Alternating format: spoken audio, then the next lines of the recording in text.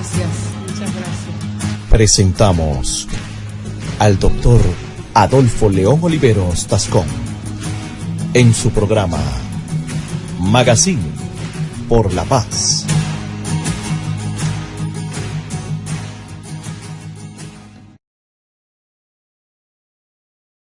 Muy buenas tardes a todos los oyentes de lapazestéreo.com. Estamos en el Magazine por la Paz. Les habla Adolfo León Oliveros Tascón, su periodista amigo, defensor de derechos humanos, con el ingeniero Miguel en el sonido, allá en la cabina, y Carlos Ortiz Quiñones, abogado titulado de la Universidad de Santiago de Cali. ¿Cómo está, señor Ortiz? ¿Cómo le ha ido? Muy bien, gracias. Lo veo que está como con una camiseta para ir a marchar el 1 de abril con Uribe.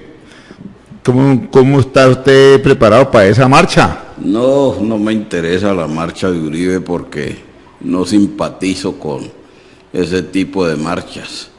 Y la camiseta obedece que quiero tener buena presentación ante la audiencia. O sea que la camiseta la regalaron los uribistas y usted no va a ir a la marcha, pues. No, a los uribistas no le dan un peso al pueblo colombiano, antes le quitan.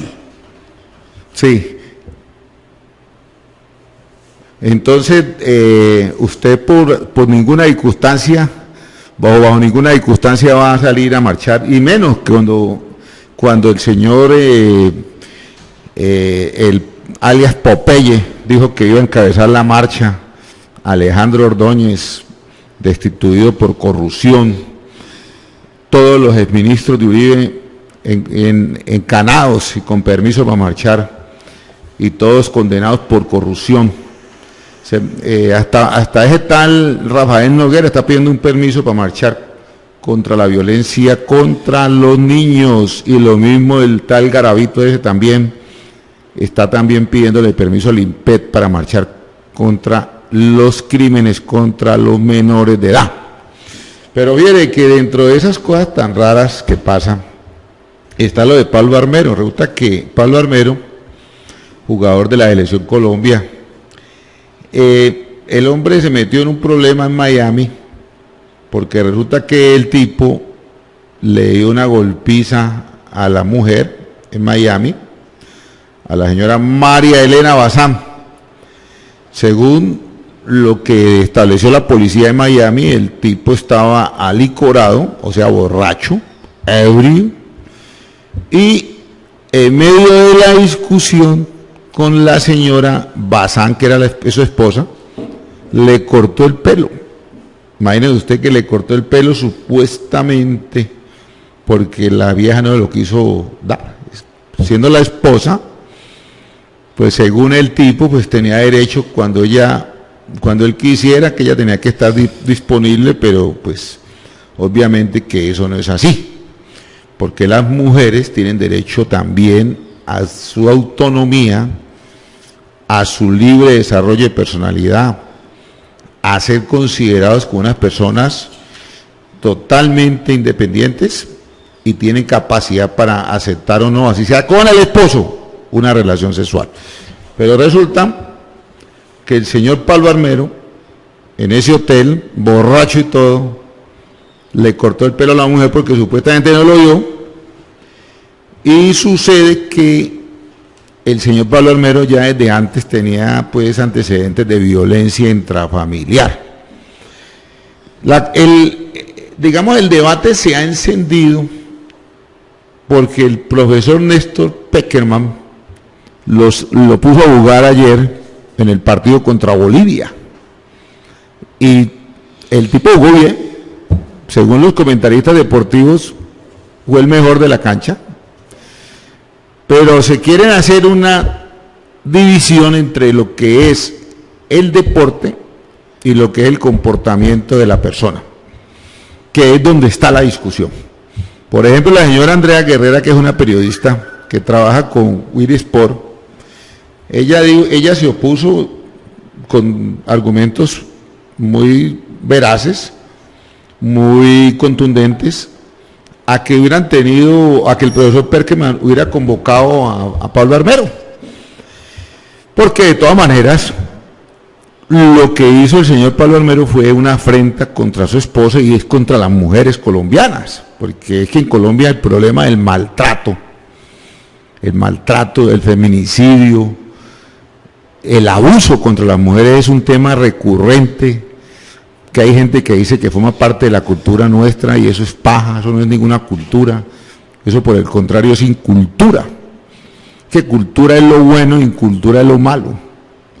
Y entonces resulta que el señor Pablo Armero, pues imagínese usted al extremo que llegó de cortarle el pelo a la mujer porque no lo dio. Obviamente la señora periodista dijo que no estaba de acuerdo, Andrea Guerrero, que hubieran puesto a ese tipo a jugar. Y le han salido un montón de críticos a Andrea Guerrero, que inclusive ella dice que hasta la han amenazado, que porque ella no debería de meter en esas cosas, que esos son problemas de pareja, que si fuera así, entonces en el Bolillo Gómez tampoco deberían de contratarlo a nadie porque el tipo le pegó a una vieja por ahí en Bogotá, y hay gente que me dice a mí que no era una vieja, sino una vieja con antena. Miguel, ¿sí sabe que es una vieja con antena? Es una que Carlos Ortiz a veces saluda por ahí, o que andan por ahí por la avenida Sexta, por la avenida Octava Norte, y aquí a la vuelta también en la calle Octava también andan viejas paradas con antena ahí en la esquina. Entonces resulta que según las versiones, eso es que voy a decir, el Bolillo Gómez le pegó a una de esas, y ahora pues lo de Pablo Armero, el tema es que el debate se prendió. Yo voy a dar mi siguiente opinión, vamos a ver qué dice Carlos Ortiz. Yo digo lo siguiente, estos jugadores de fútbol, el Tino Asprilla, Pablo Armero, el finado Pablo Musurriaga, y una cantidad de personas que llegan al fútbol colombiano y al fútbol internacional, por regla general provienen de hogares donde se han padecido muchas cosas, donde ha existido escasez, maltrato, abandono de familia, crisis familiares, violencia intrafamiliar. Y posiblemente estos muchachos, ciudadanos, sean víctimas de ese entorno social. O sea que yo parto del principio del entorno social de las personas para tratar de entender las conductas. Porque vuelvo y repito, no hay cultura de violencia contra la mujer, ni hay cultura del trago, ni hay cultura del no pago, no. Eso es incultura. Incultura del trago, incultura de pegarle a las mujeres, incultura de la violencia intrafamiliar. Inculturado no es cultura, cultura es lo bueno, vuelvo y repito.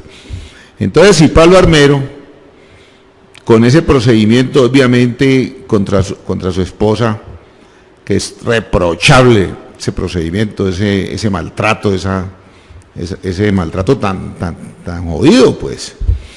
Y sobre todo que el tipo demostró, pues, que es un animal completo.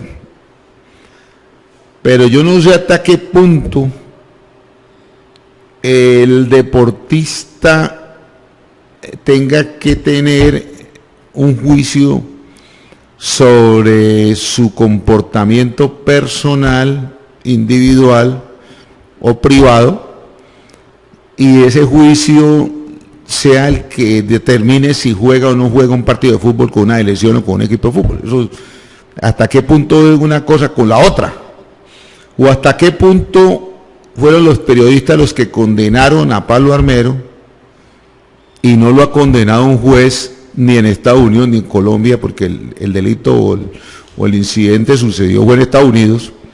Porque es que a mí me está pareciendo lo siguiente. Mire que hoy escuché al señor Julio Sánchez Cristo hablando con el director de la Agencia Nacional de Infraestructura, el doctor Andrade, y él, Julio Sánchez, da por descontado que Andrade es inocente, que porque tiene buena familia, que porque venía a ocupar unos cargos anteriores a ese cargo que ganaba buen sueldo, que se sacrificó por el Estado, y que los subalternos fueron los que hicieron los goles, que él no tiene nada que ver. Me pregunto yo, ¿cómo puede un periodista exonerar de cargos a un funcionario? O condenar. Es que para eso están los jueces.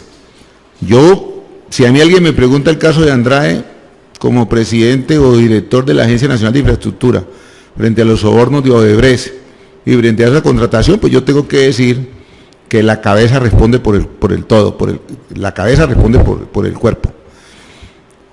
Y yo no me dijeron muy fácil que el director de la agencia de contratación más grande de este país se vaya a pasar de agache o no se vaya a dar cuenta que sus subalternos están confabulados con Odebrecht para otorgarle unos contratos multimillonarios que no son contratos de 100.000 pesos ni de 1.000.000, y que él no se dé cuenta. Hombre, no creo eso.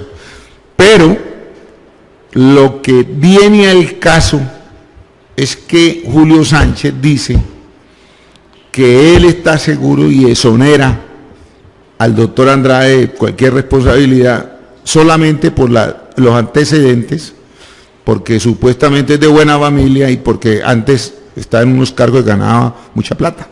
O sea que esos argumentos me parecen a mí subjetivos, no me parecen serios, y menos de un periodista. Es que estamos hablando de que los sobornos fueron por 4.6 millones de dólares. Estamos hablando de mucha plata. Pero el problema es que no puede un periodista ni condenar ni exonerar. Y entonces en el problema de Pablo Armero, como es seguramente un hombre que viene de abajo, con un nivel educativo seguramente muy bajito, de quinto de primaria, humilde, de un entorno seguramente difícil, comete una falta que hasta el día de hoy un juez de la República no lo ha condenado, ni aquí ni en Estados Unidos. Y entonces de entrada ya decimos que el tipo no puede volver a jugar en la selección Colombia, ni que puede volver a jugar en ningún equipo. Entonces, ¿quiénes van a condenarlo? ¿Los jueces o los periodistas? Es el tema que yo trato de manejar aquí. Me estoy apartando un poco, Carlos Ortiz, del tema del feminicidio, de la violencia contra la mujer. No porque no me interese, no, me interesa muchísimo, sino porque no hay una condena judicial. Hay un problema policivo que se resolvió, donde Pablo Armero pagó una caución y salió libre y nadie más volvió a decir nada. ¿Qué pasa entonces? La esposa supuestamente lo perdonó, está viviendo con él y ya se volvió un problema personal. ¿Usted cómo la ve, señor Ortiz? Veo ahí un problema personal. A cualquiera le puede suceder, Miguel, lo que le pasó al señor Pablo Armero.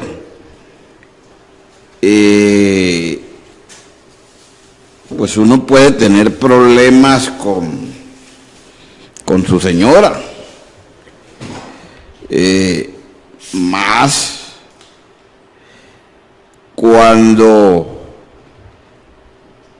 el caso se desprende de el alicoramiento en el estado en el que se encontraba el señor Pablo Armero, que llevó a tener fricciones con su mujer. Hubo una discusión y producto de esa discusión y de esa transformación de la personalidad transitoria, por decir así, en ese momento, llevó a que pues el señor Pablo Armero de pronto se cediera en el trato físico con su señora.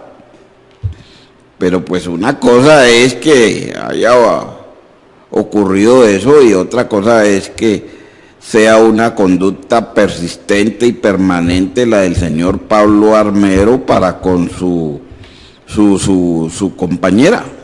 Y mire, Carlos Ortiz, que me parece que a veces los periodistas quieren marcarle pautas al resto de la población. Yo parto de un principio, condenamos la violencia intrafamiliar, pero siempre y cuando exista una condena judicial contra el agresor, no un problema de un bochinche, un tema de tragos que se superó. Yo creería que los periodistas no tienen la capacidad judicial o la competencia para determinar quiénes pueden ser castigados y quiénes no, quiénes son exonerados y quiénes son condenados. Si eso fuera así, entonces ¿por qué los periodistas no condenan a todos estos corruptos que se apoderan de los recursos públicos y que todos los días los vienen entrevistando? Que yo me quedo aterrado, ¿cómo es posible que en las emisoras, en los noticieros, le den cabida a personas corruptas, condenados, como el caso de Fernando Londoño, como el caso de todos estos exfuncionarios y funcionarios que pertenecieron a la Junta Directiva de Ecopetrol, de Reficar, a los directores de Salucot, de Café Salud, a gobernadores, alcaldes y exalcaldes que han estado involucrados en corrupción y todo el tiempo los vienen llamando y les vienen haciendo preguntas, les vienen diciendo que son buenos. Vamos a establecer una sanción a todo el que viole códigos de ética, listo, pero empecemos por los corruptos. Yo creo que en el caso de Pablo Armero se arma un avispero innecesario, un avispero donde estamos actuando mediáticamente contra un ciudadano que tiene unos problemas seguramente de entorno, donde seguramente necesita un tratamiento con un psicólogo, con un psiquiatra, que eso es una medida que deberían de tomar siempre y que aquí en Cali, por ejemplo, lo hacen las comisarías de familia y el Instituto Colombiano de Bienestar Familiar cuando se presentan este tipo de agresiones, porque se trata de buscar en la causa, no condenar anticipadamente al ciudadano o ciudadana, porque esas reacciones, desde luego que son reprochables y la sociedad tiene que rechazarlas, pero sin olvidar el entorno social de cada una de las personas implicadas. Yo sí creo que, por ejemplo, cuando Bienestar Familiar, Defensoría de Menores, Defensoría de la Familia, cuando las comisarías de familia optan por remitir a los profesionales que conocen del tema a estas parejas que presentan comportamientos anómalos, me parece que están en lo correcto, porque no se parte de condenar una conducta que no trascendió más allá de la pareja, porque si hubiera trascendido más allá de la pareja, tenga la seguridad de Carlos Ortiz que en los Estados Unidos, que fue donde se cometió la conducta, ya lo hubieran condenado los jueces. Seguramente no hubo ninguna secuela. Pues lo que afirman los que conocen del tema es que hubo un corte de cabello, pero como el pelo vuelve y crece, entonces vaya uno a saber si fue que eso quedó así, sin secuela, sin golpe, sin deformación, sin ningún tipo de cosa. Entonces por eso yo planteo, mi querido doctor Carlos Ortiz, que el periodismo debería de ser más serio. Si se va a medir raseros éticos para todos los que tengan algún tipo de representación en Colombia, pues que lo miramos a todo el mundo. Entonces los corruptos no deberían de salir nunca para nada, ni entrevistarlos, ni mucho menos. Y los señores jugadores de fútbol que cometan faltas éticas o penales, lo que sea, que tampoco vuelvan a vestir el tricolor nacional y listo, pero trabajemos con objetividad. ¿Cómo la ve Carlos Ortiz? Sí, en el caso de Pablo Armero, seguramente atendió el requerimiento de las autoridades conversando con él le hicieron caer en cuenta de lo reprochable de su conducta y el hombre de pronto atendió las recomendaciones que se le hicieron, se reconcilió con su señora y dentro de esos requerimientos, como se le manifiesta a la persona que no puede volver a reincidir en este tipo de conductas que son detestables, reprochables, pues Pablo Armero ha venido cumpliendo con la regla, portándose bien y por eso tiene derecho Pablo Armero a las oportunidades que la vida brinda, y tiene derecho Pablo Armero a ser perdonado,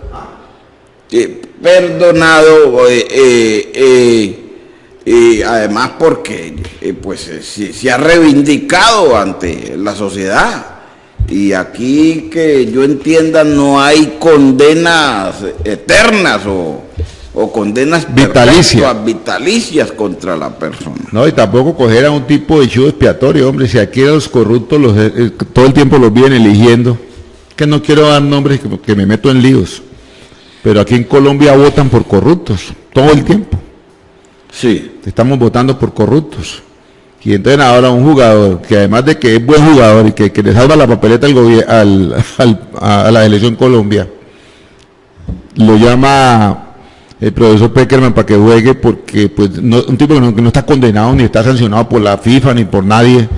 Hombre, un periodista no tiene derecho a andar condenando a nadie. No metamos mentiras, que lo condenen solamente los jueces. Ni exonerar ni condenar, señores periodistas, vuelvan de serios.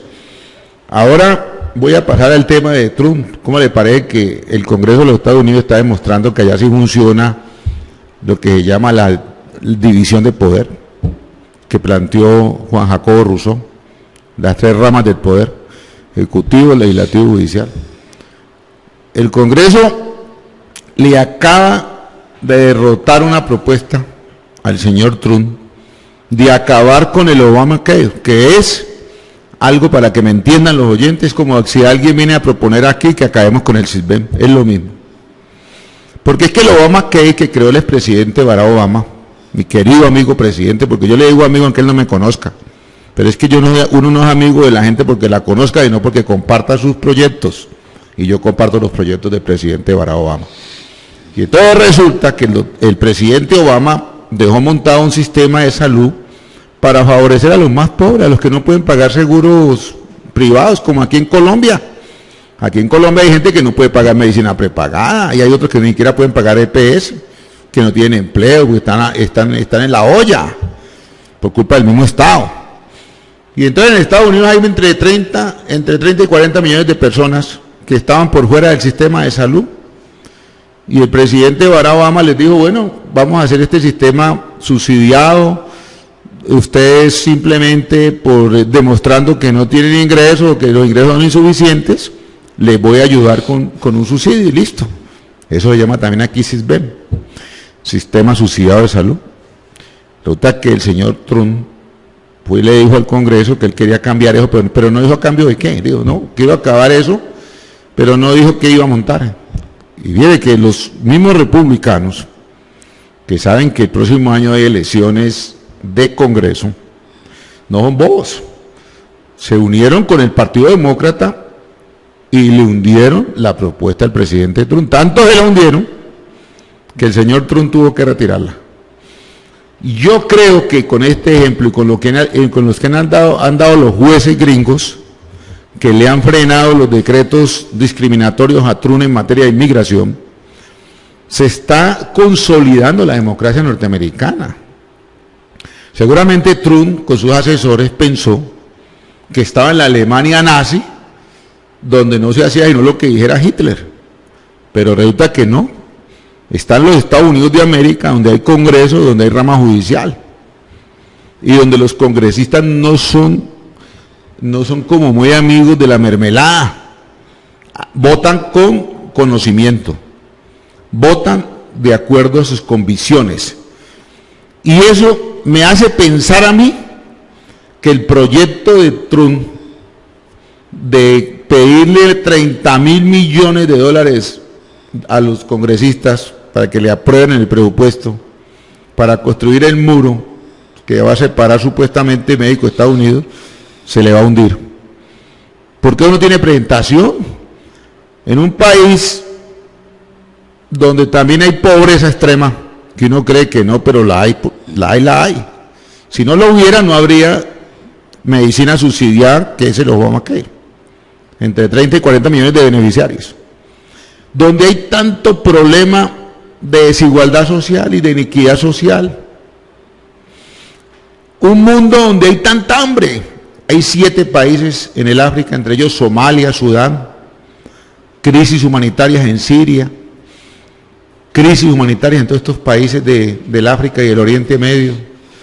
¿Cómo es posible que un gobernante le vaya a pedir al Congreso, denme $30.000 millones para hacer un muro, para separar 2 etnias, 2 pueblos que son, que tienen tantos intereses en común, como es México y Estados Unidos? Me parece terrible. Y no solamente el pueblo de México, todos los latinoamericanos somos los paganos de esa política discriminatoria del presidente Trump. Entonces yo creo que con esto se va a dar, es un campanazo de alerta. Estoy seguro que el Congreso de los Estados Unidos no le aprobará a Trump semejante proyecto tan descabellado como es construir 3.500 metros lineales de muro, 3.500 kilómetros lineales que separan México de Estados Unidos. Hay un pedazo ya construido, pero en los 3.500 no está, con una altura de 5 metros, con unos cimientos antitúneles, y supuestamente Trump dijo que había que ponerlo bonito así, el lado que se viera para Estados Unidos, y feo el lado que se vea para México, pero para mí es feo desde ambos lados. Es como decir que el muro de Berlín era bonito hacia Alemania Oriental y feo hacia Alemania Occidental de esa época. No, un muro que pretenda separar pueblos o etnias es horrible en cualquiera de los 2 lados donde usted lo mire, inclusive viéndolo desde arriba. Pues por favor, señor Trump, no nos haga con el cuento de que va a ser un muro bonito hacia los gringos y feo hacia México. No, ese feo es para todo el mundo. Nos está separando como pueblo. Nos está diciendo que hay un pueblo mejor que otro. Que hay gente de estrato 6 y gente de estrato 5 y 4, 3 y 1. No, señor Trump, está equivocado.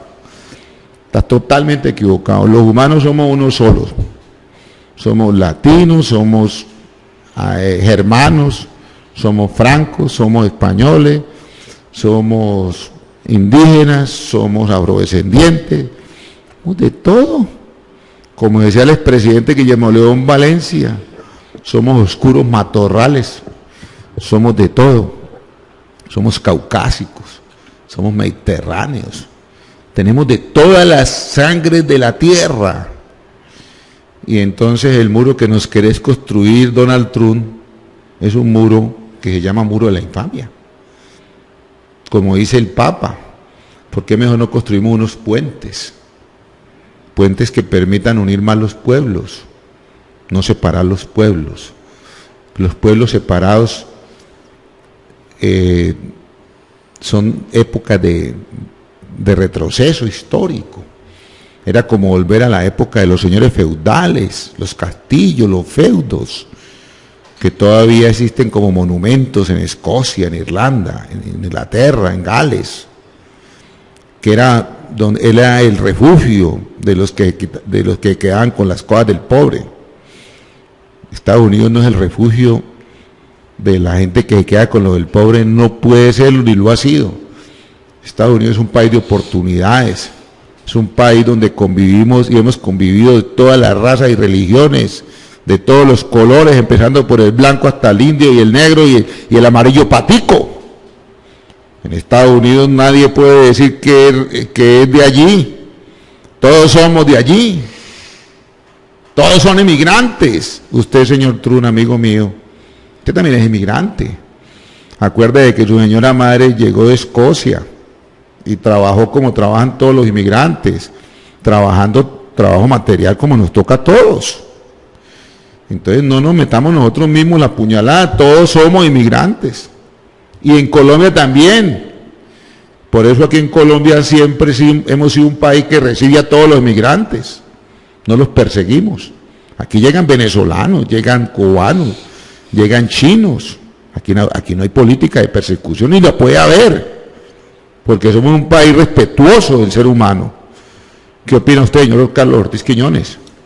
Y aplaudir al Congreso de los Estados Unidos, que acaba de tumbar el que se derogue el Obamacare, que es un plan de salud destinado a los más débiles y a los más pobres. No, la noticia que usted me da no la sabía, porque hasta que tuve conocimiento, pues, que había quedado aplazada la votación porque no contaba el señor Donald Trump con las mayorías para que se derogara el Obamacare.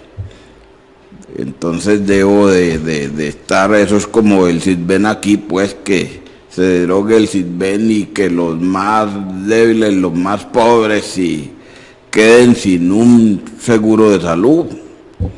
Ahora, sobre el muro, seguramente va a seguir la misma suerte del Obamacare, que el Congreso de los Estados Unidos no va a aprobar la partida millonaria que requiere el señor Trump para la construcción de ese muro.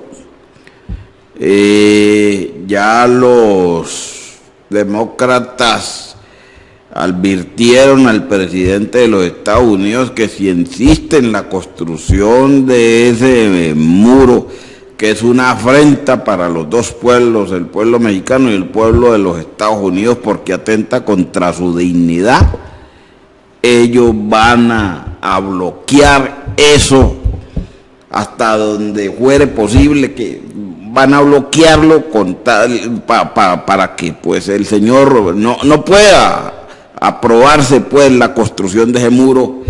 Y allí mi pregunta es cómo lo bloquearían los demócratas para que pues se caiga una de las políticas, Carlos Ortiz, de campaña del señor Trump. No, es que el Partido Demócrata y el Partido Republicano, en ambos partidos hay gente muy, digamos, inteligente, muy razonable. Hay gente que estudia los temas y sobre todo que no se olvidan de los textos constitucionales. La Constitución de 1776 de Filadelfia, que habla del país de las oportunidades, el país de los inmigrantes, el país de la protección, el país de las libertades, del respeto. Entonces esos señores, ellos no van a estar aprobando algo que va contra el espíritu de la Constitución de 1776, que fue lo que también hicieron ahora con oponerse a la tumbada del Obamacare. Ellos van a analizar y ya lo han analizado, pero es que es gravísimo. Además, porque la sociedad norteamericana tiene una alta influencia de México. Yo me atrevo a decir que gente que está bien ubicada en Estados Unidos, gente que pertenece a la clase política y empresarial de los Estados Unidos, tiene origen mexicano. En los estados, por ejemplo, como Texas, Nuevo México, California, Nevada, Arizona y muchos estados más, hay una fuerte presencia tanto política como empresarial de parte de mexicanos que han estado allí desde hace cientos de años y obviamente no van a aceptar ese muro de infamia. Igualmente el intercambio comercial entre México y Estados Unidos es tan fuerte que yo me imagino que los congresistas norteamericanos, que son defensores de los intercambios comerciales, no van a hacer semejante abuso, pues, o semejante estupidez. Yo creo, y menos gastarse 30.000 millones, porque es que la opinión pública gringa no va a aceptar que el Congreso se gaste 30.000 millones de pesos de iniciativa de Trump para construir un muro de infamia. Como si fuera que la única parte por donde entrara la gente a Estados Unidos ilegalmente fuera por México. Y los mexicanos han sido expertos en hacer túneles por todos lados.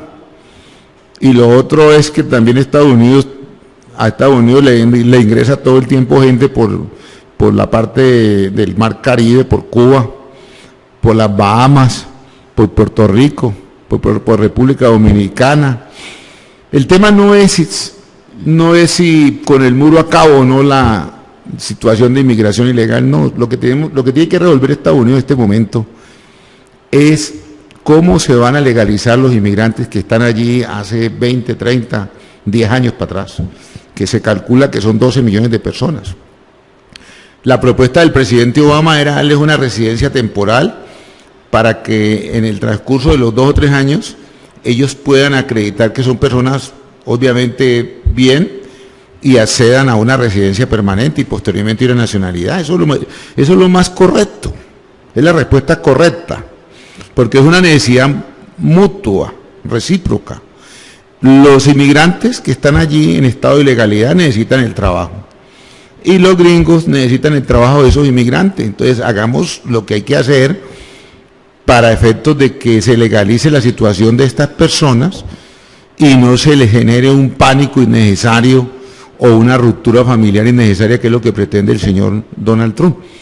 Yo creo que los republicanos, en el fondo de sus corazones, todos saben que lo que propone Trump es violatorio de la Constitución. Por eso yo creo que no le van a aprobar lo del muro. Carlos Ortiz, y me despido porque tengo una cita ahora, deseando un fin de semana muy bueno para todos los oyentes del Magazine por la Paz y que todos ustedes estén muy bien. Carlitos, despídase con mucho cariño. Me despido de todos los oyentes del Magazine por la Paz y gracias por escucharnos.